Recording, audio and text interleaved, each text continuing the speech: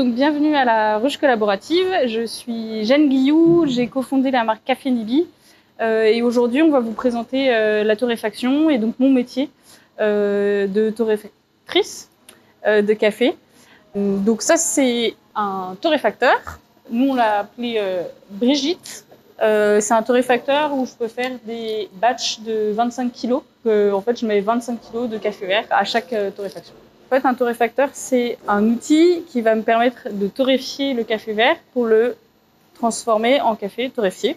Ici, un tambour, vous voyez, ça tourne. Et donc, on va introduire le café vert à l'intérieur du tambour.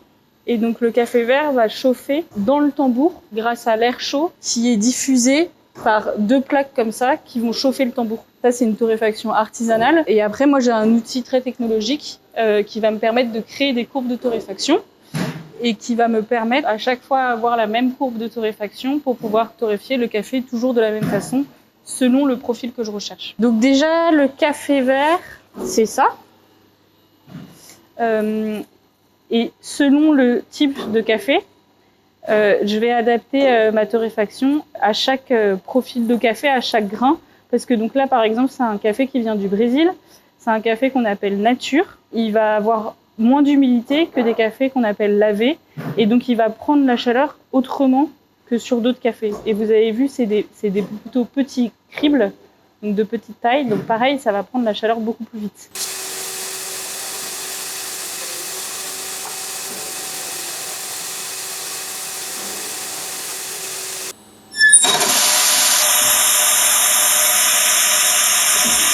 Et en fait, moi, ce que je vais suivre, c'est la température à l'intérieur de la machine.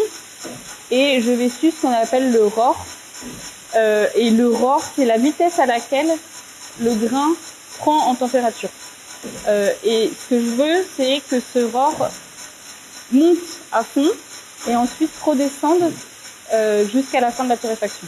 Et donc, pour m'aider à ça, j'ai un logiciel où j'ai une courbe justement. Et le but du jeu, c'est de toujours réussir à avoir la même courbe. Mon métier, c'est d'aller réguler la chaleur et l'air qui sont à l'intérieur de la machine et qui vont permettre au café de chauffer petit à petit. Je vais avoir plusieurs outils qui vont être mon logiciel.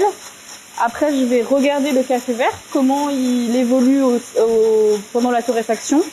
Et puis, à la fin de la torréfaction, je vais avoir l'ouïe aussi parce qu'on va entendre plein de petits cracks, un peu comme le popcorn, le grain qui se libère des gaz qui sont contenus à l'intérieur. Et donc, ça va faire plein de petits cracks. Ça m'indique la fin de la torréfaction. Et grâce à ça, je vais pouvoir savoir que c'est la fin de la torréfaction. Et je vais pouvoir adapter aussi la fin de la torréfaction qui est un des moments les plus importants parce que c'est là où le gros risque, c'est d'aller brûler le café. Et donc ça s'appelle une carotte. Et pareil, ça va me permettre de savoir comment se comporte le café. Bon, là, c'est le tout début de la torréfaction, donc c'est normal que ça soit encore vert. Et cette première période de la torréfaction, c'est la période de séchage. Donc en fait, c'est là où toute l'humidité du café va partir grâce à la chaleur qui est à l'intérieur du torréfacteur. Et ensuite, la deuxième période, ce qu'on appelle la réaction de Maillard, où en fait, c'est un peu comme n'importe quel aliment. L'aliment va petit à petit brunir pour devenir ce qu'on recherche avec ce café torréfié. Et ensuite, la dernière phase, c'est la phase de développement qui commence au moment où on entend le crack du café. Donc là, le café est devenu jaune. C'est ce qu'on appelle le changement de couleur. Et ça va m'indiquer la deuxième phase de la torréfaction, qui va donc être la réaction de Maillard. Le café passe du vert au jaune et puis après il va brunir petit à petit. On remarque aussi que la densité du café va changer. On passe de quelque chose de très dur, le café vert c'est vraiment très dense, très dur. Quand on croque, on se fait mal aux dents.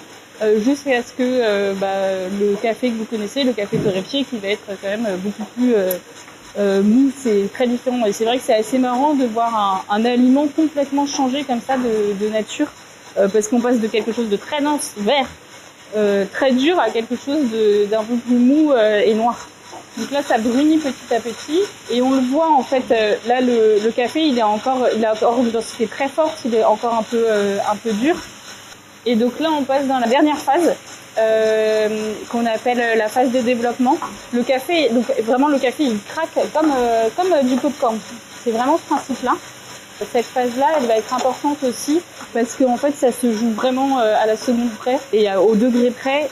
Si mon café il chauffe trop fort ou s'il chauffe pas assez fort, je vais pas avoir le résultat en tasse que je recherche.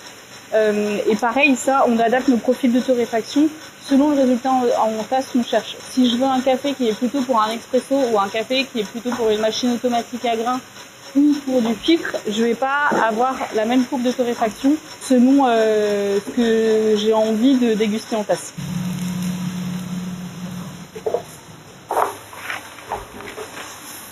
Donc ici, nous, on est au sein d'une ruche collaborative.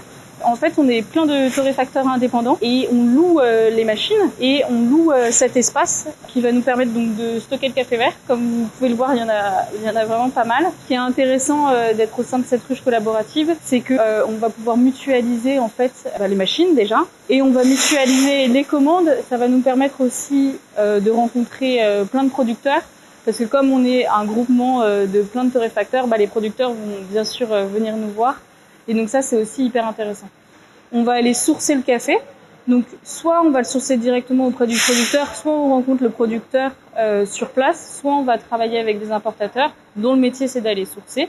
On va torréfier le café et ensuite on va le commercialiser. L'univers de Café Nibi, on aime que ce soit un univers qui soit joyeux, qui soit coloré et où en fait on va aller parler du café de spécialité de façon un peu décomplexée. On a plusieurs gammes de café et cette gamme-là, c'est une gamme qu'on vient de créer qui s'appelle la gamme Les Patentes. Ce qu'on va proposer, c'est des grands crus de café.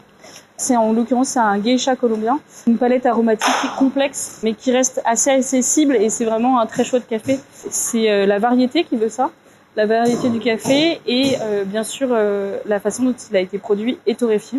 Et donc, comme vous pouvez le voir, on s'est amusé sur cette étiquette avec quelque chose qu'on veut très festif, très coloré, très joyeux. On l'a créé avec une artiste.